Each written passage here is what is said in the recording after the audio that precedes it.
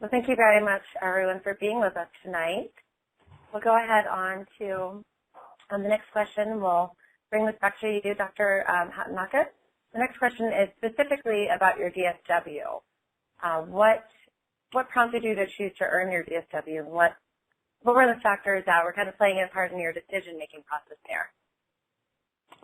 So I, like Marv, I was a clinician with a master's degree. It was a long time ago. And when I entered the doctoral program at UCLA, I guess a primary mode was to have an academic career, something in research and a teaching position, and that was one of the key tracks for that program at the time. But I had a really influential mentor and academic advisor, and in the process of explaining what my career aspirations were to work in the community and to work in organizations that have social impact, then my mentor said, "You mean you want to lead and manage?" Or in his terms, "You're telling me that you want to drive the car, not just ride in it." And I think from that moment, it had a really definitive impact on me. It changed the course of my doctoral education, what I focused my course direction on. It influenced my dissertation, and then after I left UCLA, I went back to the community and worked in this organization, and then worked my way up and became the chief executive of the organization. So that doctoral experience just provided the foundation for me to kind of launch my entire career. I'm so grateful for that educational experience. Great. Yeah. Great. Thank you for sharing. Dr. Souther, same question. Yep. As I alluded to earlier, part of my deciding to go for a DSW was that I knew I needed to know more and have more skills if I hoped to accomplish, particularly in a community setting, the kinds of things that I thought were necessary to give people, a better chance at life. And then as it turned out, I think there were three things that I ended up finding useful. One, as Herb was saying, is through the mentors and colleagues that you have, your fellow students and your colleagues, you get kind of a support for a realistic view of what is possible and what is desirable. And so that kind of a community of workers in the same cause is very valuable. Then you get mentors that shape your views about not only about what needs to be done, but maybe about what you're capable of. So I found in my teachers, they saw things in me that I didn't even see. So, I had a couple of articles published while I was a student at UCLA on Tarasoff, of all things. And I really hadn't considered at that point that I wanted to do an academic career, but I started to think about that as well. And then I knew that the possession of a doctorate would open doors more easily than being somebody with a master's degree. And so I think it was a combination of those three things that led me to believe that a DSW was something that I wanted and needed. Great. Thank you. Dr. McCroskey, how was it that you came to earn your MSW, and what kind of factors were a part of your decision-making process there? So I had this fantastic opportunity post-masters to work with a really dynamic social change organization in New York City, and we were basically kind of inventing social indicators, in particular, to be used around programs that the city government ran. And so I was doing things like leading a whole squad of people to visit breakfast and lunch programs in New York City schools in every borough. And I, at one point, put together a questionnaire to ask all of the lunchroom staff what they thought about certain things. Turns out there were 1,200 lunchroom staff, and I had, I was like, oh my goodness, you got to be careful what you ask for, because almost all of them filled out our survey. So I was very, very clear that this was the direction I wanted to go in, but I didn't have the tools. And so I was really looking for research skills, for organizational skills, and was very, very fortunate to find, as Herb and Mark have both alluded to, a mentor who helped me think about, okay, well, this is the direction, but which specific avenue? Do you want to do this? Do you want to do that? Here's where I see your strengths as being, and perhaps we can build on those. So I knew I needed skills, but I also got some great input and advice that was enormously influential in what happened next, what came next. Wonderful. Well, great. Okay. We have another question. And the next one is, I'll go back to you, Dr. Hakanaka. How has your career changed since earning your MSW, and what opportunities have you had as a result of holding your DSW? I'm sorry, I think I said MSW at first, DSW. Yeah, I want to add on to what Marv just said. I think I've always known from the beginning, and that the DSW degree itself helps to open doors. In this kind of business, when you're directing organizations, it's just a competitive marketplace, and I think when you're at the head of an organization, then you have to be competitive, and as a placeholder, it is a degree. People evaluate you until they can see your competence. They evaluate you from a title, and I think it carries a substantial amount of weight.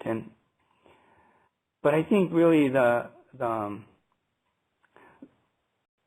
I literally think about, I'm so grateful I went and spent the time and hard effort getting that DSW degree. I don't know if there's a day that goes by when I think about, and I'm very successful in my career, and I think there's no question this is a result of having that doctoral education. It's not the degree itself, it's because the content and the field has changed so much. It's evolved, especially with the rise in technology. But I think the value of the doctoral education, it taught me discipline.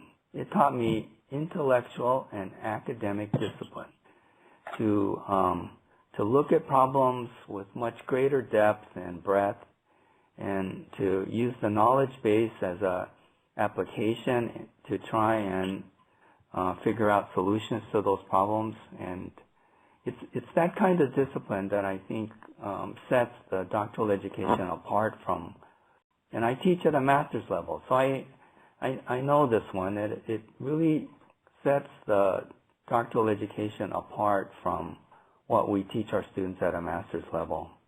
Yeah. Great. Yeah. Great. Well, thank you very much. Yeah. All right. Dr. Southard, how about yourself? How do you see your career has changed since you've earned your DSW, and what kind of opportunities have come up as a result of that? So I think I'll be really playing the same things that Dr. Hatanaka just talked about. One is, I think the DSW is kind of a professional passport. At a certain level of jobs and in certain levels of opportunities, it's really hard to get to the next level unless you have the passport or the union card or whatever you want to have it. And sometimes the kind of doctorate may be less important than that you have one to be able to compete. I know, for example, when I became the clinical director in the program that I worked for in East LA, it wasn't likely that a social worker without a degree would become the clinical director. It might have been a psychologist, it might have been a psychiatrist, but whoever was going to fill that role kind of needed to be Dr. So-and-so. So I'm pretty sure if I hadn't had the doctoral degree, I wouldn't have gotten that promotion, even though people really liked me and knew my capacity within that organization. Even more so for like the Kern County director job and the LA County director job, I think they are ones in which those who are making the choices are comfortable with the added credential that a doctorate can provide. So that's absent the content. That's just like the passport, the union card, the credential. But that doesn't mean the content is unimportant. As Herb was saying, it's the ability to learn how to play with ideas in a way that you can put them together in new ways. I think one of the things that all three of us share is that those who work with us are sometimes appalled by the number of ideas for change that we have that they should do. That's true. That's true. But that's a part of the thing is you start to look at situations and try to imagine all the ways that the working parts could work better if only this or that or the other thing, and but it's in a disciplined way so that there are actual things that could make sense as you convey that to other people. So I think I'm pretty sure that my career would not have been able to be as successful as it turned out to be without the DSW. Great. Great. All right. And Dr. Murkowski, how about yourself? Well, absolutely support what both Herb and Mark have said. The additional element for me is I was trying to figure out how one can become a successful advocate, not a director of an agency, not a director of a portion of some kind of service system, but really to focus all my time and attention really on the issues that come for kids and families who go across systems all the time, as Mark mentioned before, and just being in one kind of agency, whether it's mental health or child welfare or schools, et cetera, doesn't really get you to where the core of the problems are for many families and children. And so I always wanted to keep open the possibility that I could also have an academic career that would focus on really policy and advocacy kinds of issues. And so I'm very sure that without a doctorate, I would not have had a 30-year tenure at USC. And at the same time have been able to leverage the work of the school and make connections and partnerships between the school and the major organizations that support children and families, particularly in LA County, across the state, but particularly here. So how can knowledge, information, research be more useful to the people who actually make the decisions that guide these critical service systems? Wonderful. All right. Thank you all. All right. So the next question that we have, and Dr. Huttenaka, we'll go back to you here, is in what ways do you feel more prepared to lead high-level problem-solving initiatives to So just real-world challenges as a result of your DSW education. And I know we just kind of touched on that, but if you can go into perhaps a little bit more detail. Yeah, I think the definer is at this level of graduate education. I think the definer is it's complex problem solving. It's the issues that we deal with in community settings and organizational settings or in large public systems. It's all about complex problem solving. And with a doctoral education, I feel it's and I want to lead the discussion. Let me say it this way. I want to humbly say this, but throughout my career, I wanted to not only facilitate the discussion, but I wanted to lead it. And I don't say that because I think the doctoral education provided me the answers. No, quite the contrary. But I think in leadership in these kinds of settings, your highly valued skill is being able to lead a collaborative discussion, to lead a discussion about problem solving, because a lot of the issues that we're dealing with, they don't lend itself to textbook solutions. And the issues that we are trying to face in community settings, it's all about kind of collectively looking at the issue and deciding the best course or most accessible course to take. And I think with the doctoral education throughout my career, I felt fortunate that I had that ability to lead that discussion. So, yeah. Wonderful. Okay, thank you very much. And Dr. Shepard, what do you? You go next. Yeah, I'll try to give a specific example of what Herb just said as a way of illustrating how I thought it worked. So, in my work at LA County Department of Mental Health, at one point we had like a $31 million budget shortfall, and the question was, how are we going to solve it? You remember that, Herb? Yeah, I remember it very well. And we needed to not have a disastrous bloodshed before the Board of Supervisors about how we were going to solve that. So what we did was we developed with the community, a collaborative decision-making process about how that was handled. And the foundation for taking an approach like that, which had not been applied to my knowledge to a setting like ours before, where we convened all the county agencies, law enforcement, cities, providers, unions, all together in one decision-making process with the real power to make the decision, came in part from an openness to a new way of looking at things that came from the doctoral education, but then they also specifically from the ability to look to the literature and see if things might be applicable.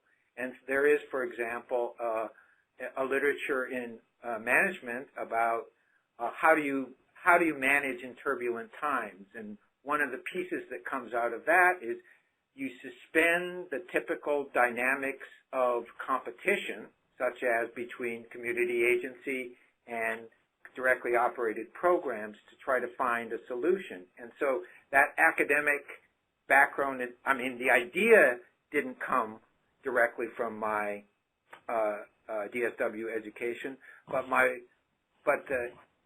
being prompted to seek an answer in outside academic literature and apply it to the real world situation did come from that background. So I think there are specific ways in which the DSW program, particularly as I experienced it, prepared me to approach challenges that I faced in a more productive way than I might otherwise have done.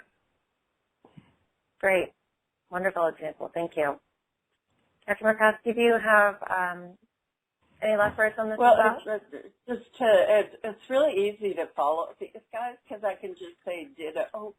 But maybe we'll start switching it around the other way. Yeah, maybe we should switch it around. Yeah. Emphasize for the potential applicants who are listening I think the change point for me, and probably the same for everybody who goes through a doctoral program, is when you on your own individually have to understand a complex subject arena well enough to formulate a question that you can figure out a way to answer, and you have to collect the data to answer it and construct not only a set of answers to the questions, but and who might this be useful for in which circumstances. And at least for me, that experience of no, you're not doing it with the group. No, you have advice from some people, but this is really yours. Was the kind of transformation point for me. It's not that it wasn't scary, because it was, but it gave me enormous confidence that I could take complicated problems, break the issues up, look at them separately, put them back together again in a way that was compelling to other people. So that was a wonderful background for the kind of work that I still try to do. Thank you. All right, so our next question is, why do you think a DSW degree is a better fit for students who are interested in leading high-level social change initiatives as compared to perhaps other graduate degrees such as a Master's of Business Administration or Master's of Public Health? So I want to say that I have a really good observation about this one. Because we get approached by individuals for management positions that we have throughout the corporation all the time, and we get candidates from business administration, from public health, certainly from the MBA schools. And this is how I see it. In social work, we have a tradition in operating large public systems or running organizations. Our bottom line is social impact. That's our mission. When we say our bottom line of what we value to be our ultimate outcome, it's about having social impact in community settings, whether it's on a large basis in the community or whether it's providing service one-on-one to people. And my experience with the other disciplines is that that's not in their tradition. And maybe what makes us common is that the common is a financial bottom line, a programmatic bottom line. We have to be sustainable. We have to be effective. We have to do these. But these are instrumental outcomes. They're not essentially the ultimate outcome of what we are beholden to as social work professionals. And that's its social mission. I mean, its impact. So I have not seen the other disciplines move in the arena of trying to move their discipline into getting impact in communities. I just haven't seen it. And so I say we have a corner on that market. That's how I look at it. It's all yours, Marv. Yeah, so I think the only thing I could add to what Herb said is it really depends on what you want to do. If the focus is on, because each of those degrees are valuable in themselves, yeah, you know, and I particularly value the work of Masters of Public Health in being able to have us look at the population health issues that we're facing. But Herb is correct in that I think the focus on the outcome for the entire community is what is at the root of our profession's genius, so to speak. And if that's what you want to focus on, this DSW degree we're talking about is meant to provide the population health expertise as well as the financial expertise so that those skills are brought into the mission that Herb described so well. Absolutely. Do you have anything to add, Dr. McCroskey? Yeah, I just want to add a specific example from child welfare. So I think there are many people always trying to fix child welfare because it's not only a complex problem, it's a nest of complex problems because all the families who get into trouble in any aspect of their life basically can end up at the door of the child welfare system. And so I've seen many people come at it with different arrays of skills, each of which are helpful for a piece of the problem. And I definitely would not say that social workers hold the domain on every aspect of the problem. But if you don't understand the core business, if you don't understand the interaction between the frontline social worker and the family and the child, it's very difficult to figure out how you can resolve the complex systems issues that come up. And I've seen a lot of people, a lot of directors of departments of child welfare stumble on that because at some level they don't fully understand the core business. And when you're in a people business and it's all about people and relationships in child welfare, as in many other aspects of social work, if you don't have a really in-depth understanding of what it feels like to be a social worker who's knocking on the door, not knowing what's on the other side, or to be that family who's having somebody come to your door, that parent who's scared, upset, terrified, unhappy, you name it, frustrated, when that person comes to the knock on your door, I don't think you really can really resolve or get to what some of the underlying issues are. And I think there are probably, as I say, aspects of the problem in child welfare, like we certainly need probably updated contracting systems, we probably need better financial management systems, we're trying to update our information systems, but at the core of the issue is the basic work of the social worker, and that's where I think the DSW, preferably with some direct experience doing it yourself, is real preparation for certain kinds of high-level change processes. And I wanted to add to what Jacqueline just said. I thought that was a wonderful example, and it prompts me to say that taking that line-level kind of knowledge, but putting it in a DSW context where you can understand and maybe change the forces that come to play on those families.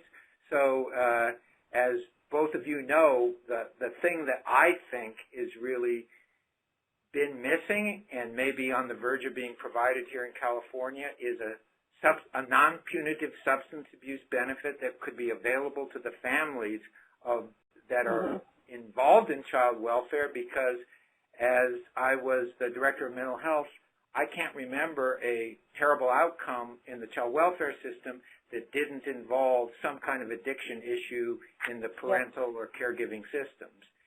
And so I think trying to break that cycle is what a DSW ought to be doing, trying to think about how we not only make the child welfare system a little better than it is now, but how to make it so that fewer kids ever get into a child welfare system.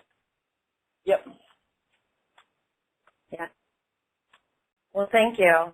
I'm really glad that we got some really great examples on that. I think that that's very, very helpful when understanding, the degree and kind of choosing which route you're going to go. So thank you very much. Now, actually, Dr. Southard, I want to direct this one to you. So what do you expect from students enrolled in the Doctorate in Social Work program, the DSW program, and how will the part-time schedule, which allows students to continue working while enrolled, benefit students' experiences in the program itself? So besides all the obvious things, talent and commitment and the ability to do hard work. One of the things that we want from our students is a real desire to change something about the great social problems that face our society.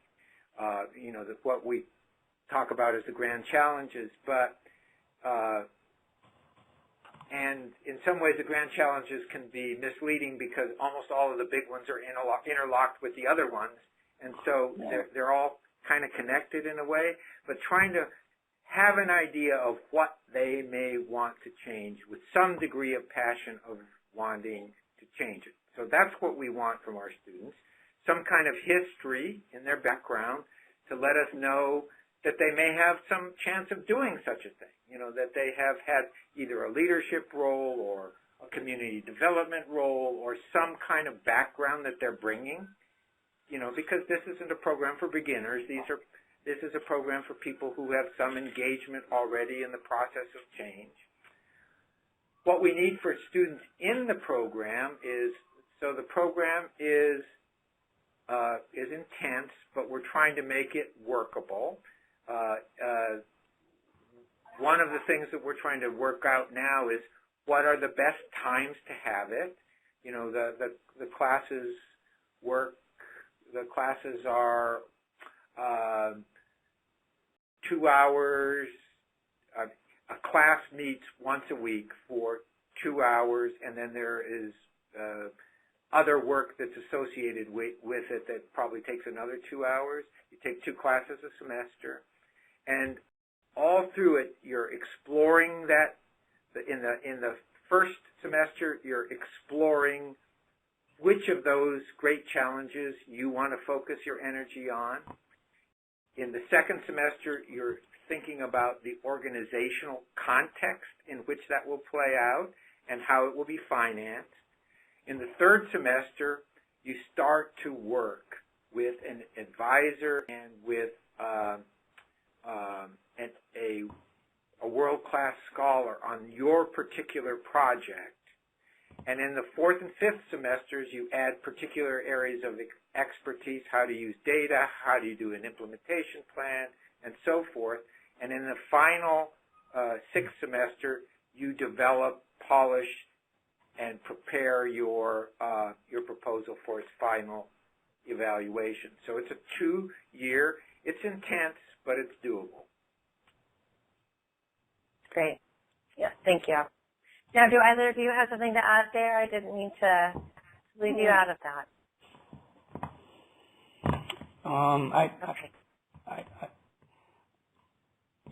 I think the rigor is really important. I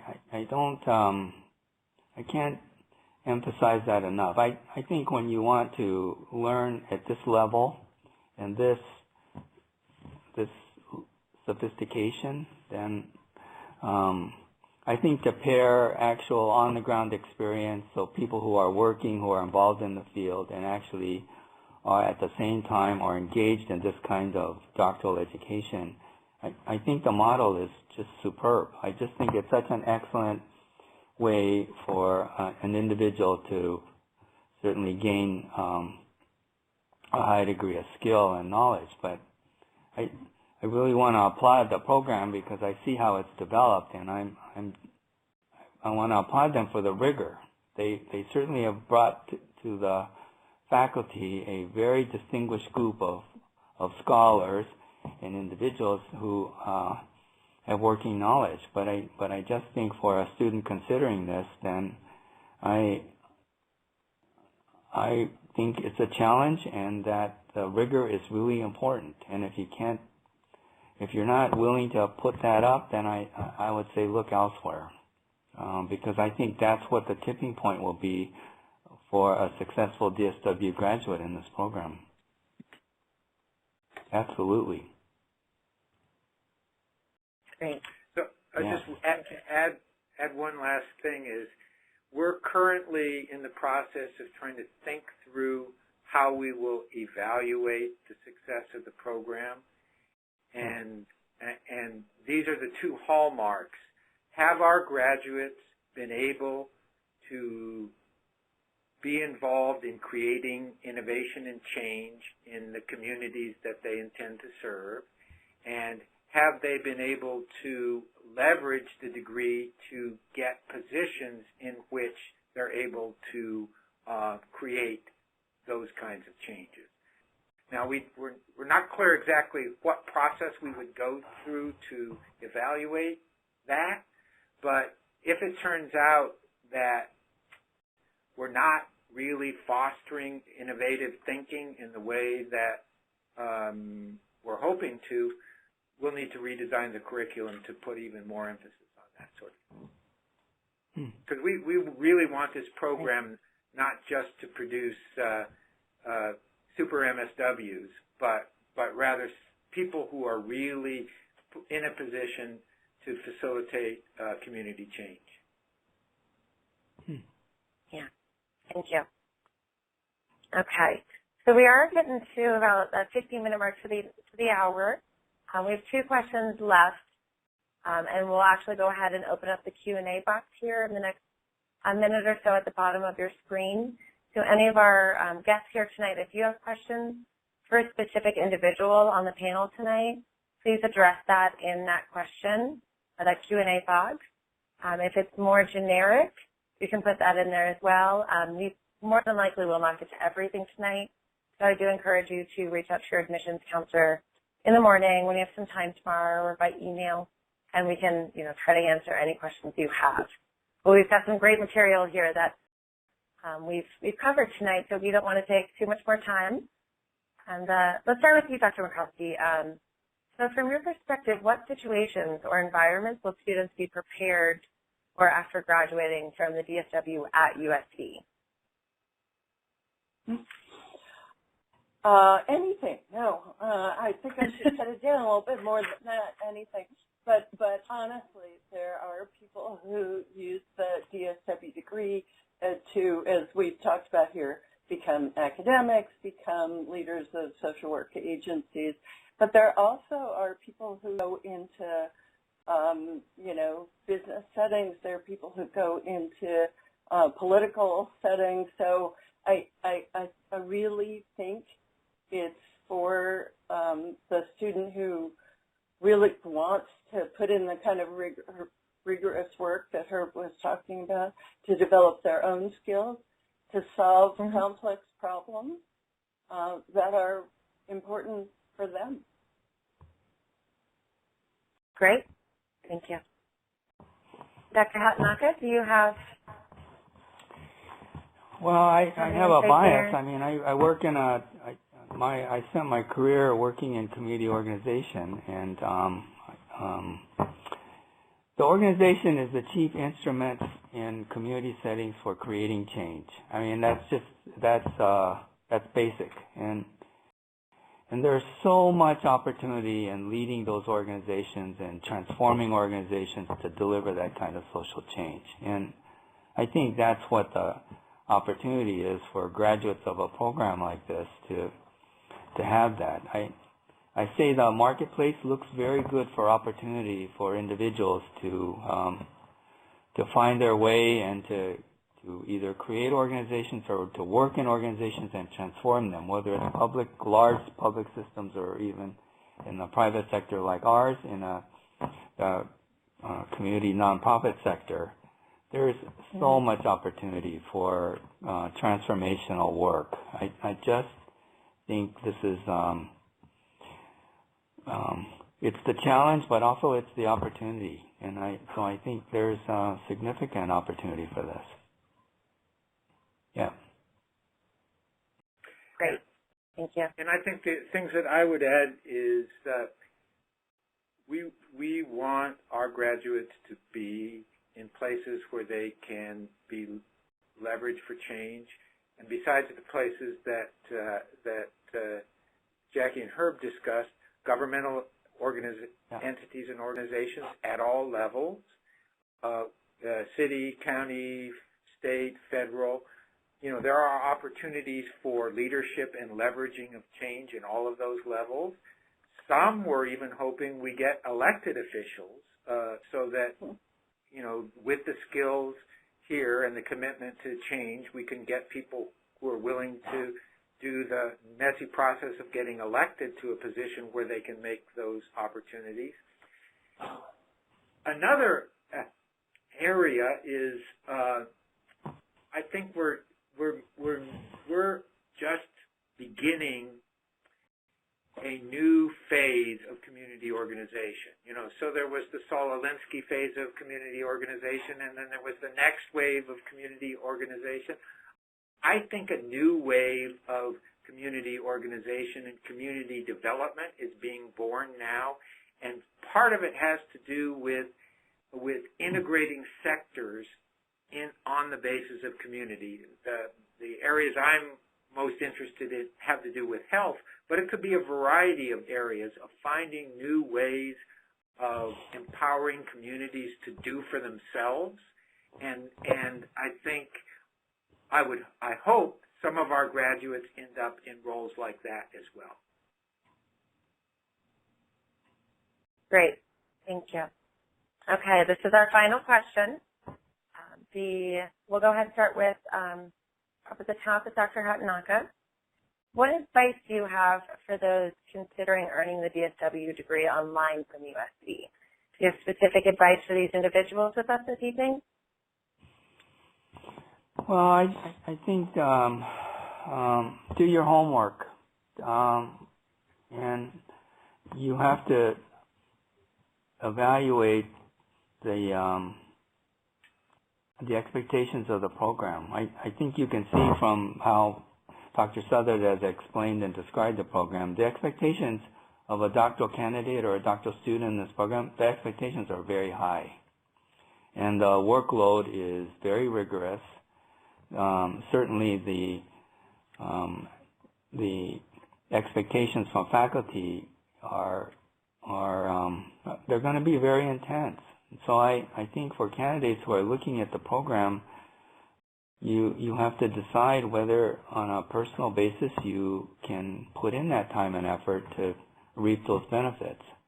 And so I think the decision is it's in your hands to decide, but to do your homework in the process of trying to make that decision.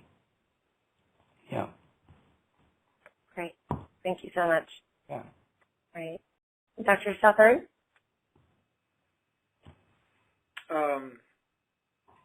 What was the question again? I was looking at the questions. Yeah. No, Can we get to some of the? I'll give up my time because I think the questions are interesting. They're interesting questions. Yeah. Absolutely.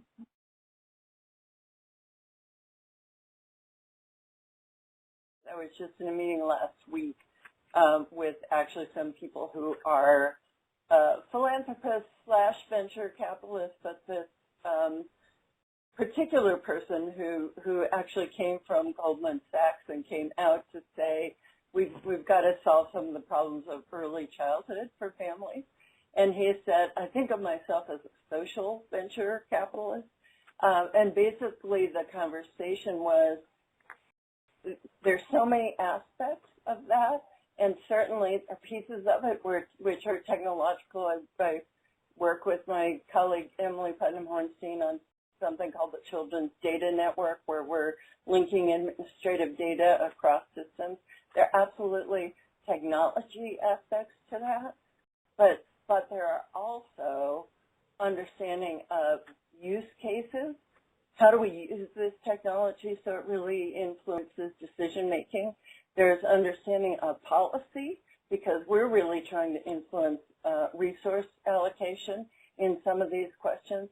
And there are, it's not only multiple disciplines, it's people with different kinds of tools working together in order to come up with social solutions that use technology effectively and have a large-scale impact, because they're really directed to policy change and resource utilization. So that's a long answer to your question, which is obviously a complicated one, but I think DSWs absolutely have a role in those kinds of processes, because they can't just be left to the technology people.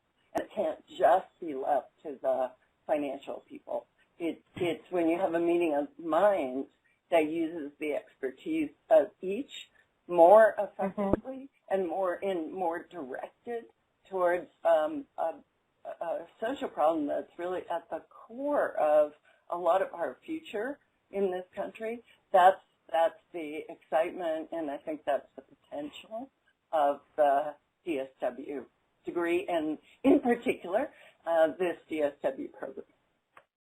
And then just to add briefly, the School of Social Work and the School of Engineering here at USC are collaborating for the Center for Artificial Intelligence for Social Good that is trying to bring together exactly those kind of ideas. And we just launched a couple weeks ago, and we're starting the process of developing that.